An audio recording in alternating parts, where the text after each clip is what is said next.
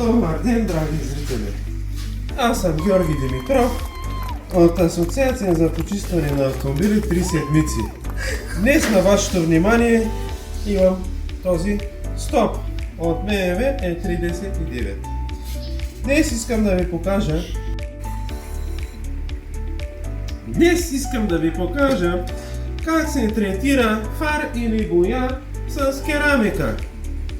Днес съм взимал керамика, която може да си вземете от всеки магазин за авточасти и аксесуари.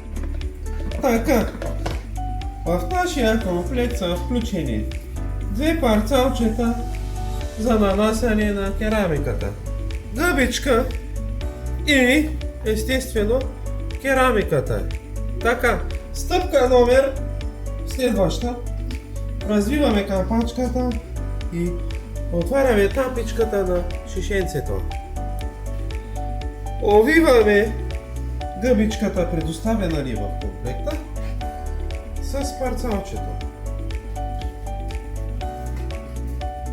Слагаме си 10 капки. 2, 3, 4, 5, 6, 8, 9, 10, 20. И нанасяме с следните движения.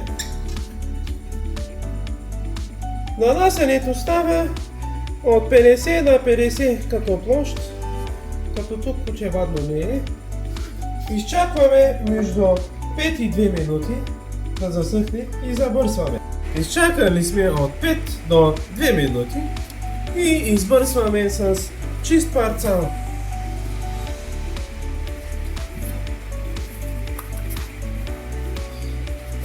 И сега съответно искам да видите резултата.